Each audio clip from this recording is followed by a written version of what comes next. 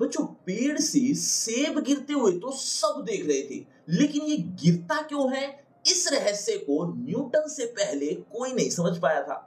ठीक ऐसे ही समुद्र के पानी का रंग नीला ही क्यों होता है, इस रहस्य का पर्दा उठाया श्री चंद्रशेखर वेंकट रामन जी ने। ये पाठ उन्हीं के ऊपर है। लेखक हैं धीरंजन मालवीय।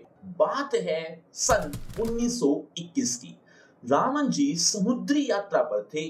उनके दिमाग में घंटों सिर्फ एक ही प्रश्न, ये नीला रंग क्यों? मतलब नीले के अलावा कोई हरा, पीला, कोई और रंग भी तो हो सकता था, लेकिन ये नीला रंग ही क्यों है? ये बात उनके मन में कुलबुला रही थी और आखिरकार उन्होंने इस भेद का पता लगा ही लिया और उसके बाद तो रामन विश्व विख्यात हो गई, बहुत प्रसिद्ध हो गए।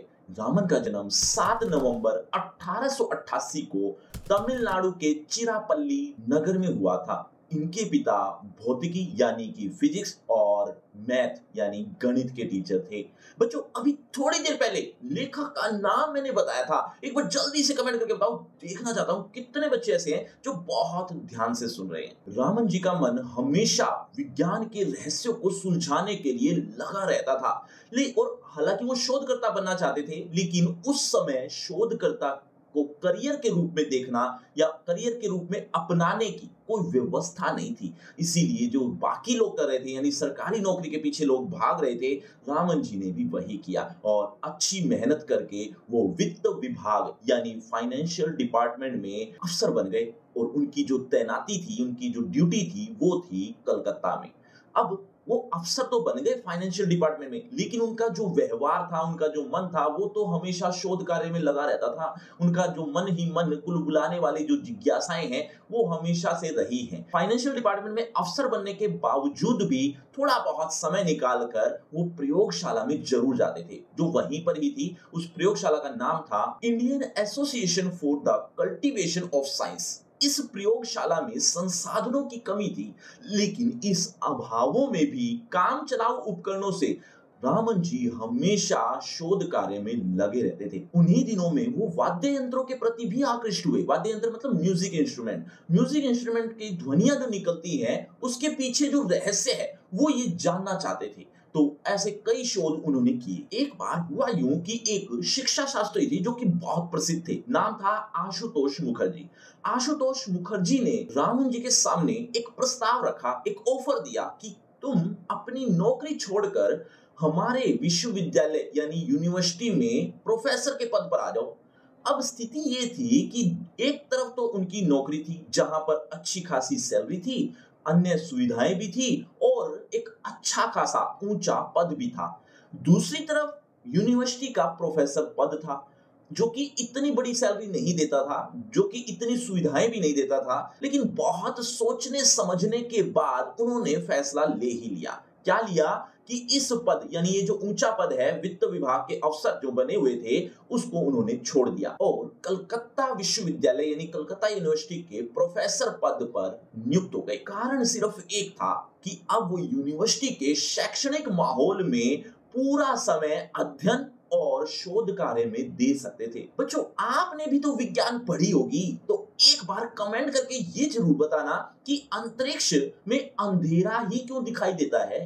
देखते कितने बच्चे सही होते हैं। लगभग 4 साल बाद यानी 1921 में वो समुद्री यात्रा पर निकल गए थे।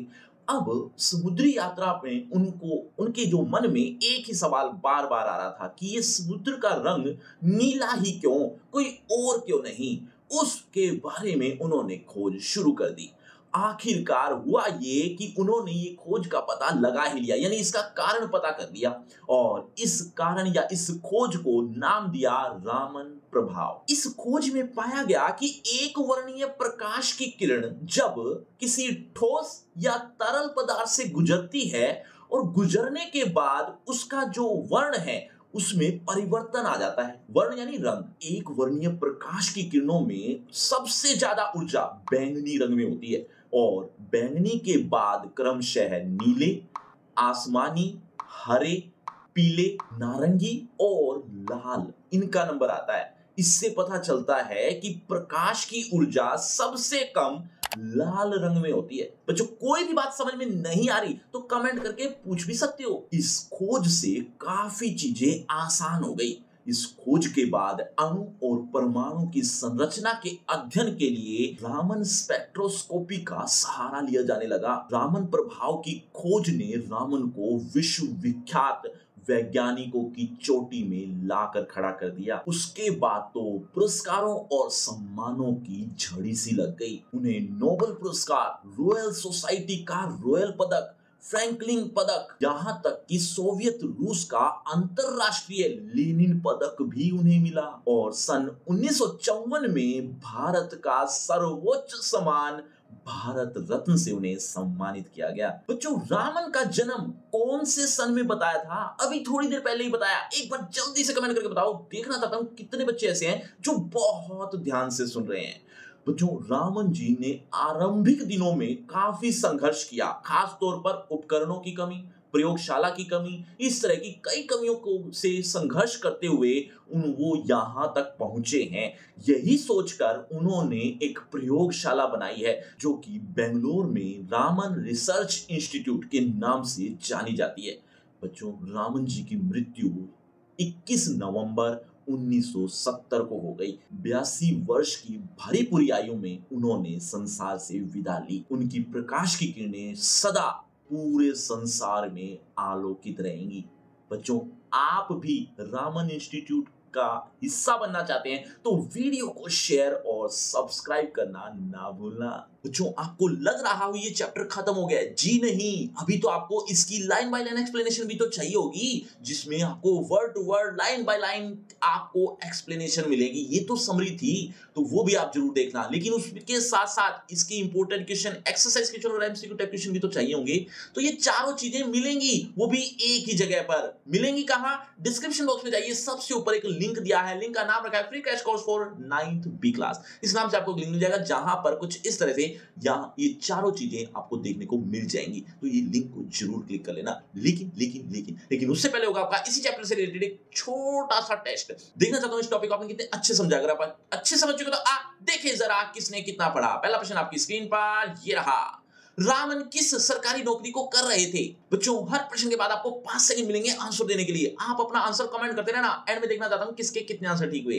रामन किस सरकारी नौकरी को कर रहे थे? आपके ऑप्शन: ए वित्त विभाग, बी गृह मंत्रालय, सी शिक्षा विभाग, डी सुरक्षा विभाग। 5 सेकंड छोड़ते हैं अब। 5 4 3 2 1 0। सही उत्तर ऑप्शन ए वित्त विभाग। चलिए बच्चों अगला प्रश्न आपकी स्क्रीन पर। शुरुआती दिनों में क्या संघर्ष करना पड़ा था? आपके ऑप्शन: प्रयोगशाला और उपकरणों की कमी, प्रयोगशाला की कमी या उपकरणों की कमी। और डी है इनमें से किसी ने नहीं, यानी इनमें से कोई नहीं। 5 4 3 2 1 0। सही उत्तर ऑप्शन ए। चलिए बच्चों अगला प्रश्न आपकी स्क्रीन पर। एक वर्णीय प्रकाश की किरणों में सबसे अधिक ऊर्जा किस रंग के प्रकाश में होती है? आपके ऑप्शन: ए लाल, बी बैंगनी, सी सफेद या डी काला। 5 4 3 2 1 0। सही उत्तर ऑप्शन बी बैंगनी। चलिए बच्चों अगला प्रश्न आपकी स्क्रीन पर। रामन की मृत्यु कब हुई थी? आपके ऑप्शन: 25 नवंबर सन 1970, 20 नवंबर 1970, 23 नवंबर 1970 या 21 नवंबर 1970। 5 4 3 2 1 0। सही उत्तर ऑप्शन डी। तो बच्चों ये है आपका रिपोर्ट कार्ड, ध्यान से देख लीजिए, पढ़ लीजिए। और हाँ, आपके टोटल मार्क्स कितने हैं ये कमेंट करना मत भूलना। और आपकी क्लास से रिलेटेड एक फ्री क्रैश कोर्स आ गया है जो कि बिल्कुल फ्री है। इस कोर्स का सबसे बड़ा फायदा ये है कि आपको आपकी क्लास से related A to Z syllabus एक ही पेज पर देखने को मिल जाएगा। आपको कहीं भी भटकने की जरूरत नहीं पड़ेगी। तो इस लिंक को जरूर क्लिक करना, क्योंकि इसमें आपको इंपॉर्टेंट चीजें भी एक ही पेज पर देखने को मिलेंगी। तो लिंक को जरूर क्लिक करना। लिंक डिस्क्रिप्शन बॉक्स में सबसे ऊपर है। और अगर आपको मुझसे पर्सनल बातचीत करनी है तो सभी सोशल मीडिया के लिंक डिस्क्रिप्शन बॉक्स में। आज ये बातचीत करते हैं। शुक्रिया, धन्यवाद।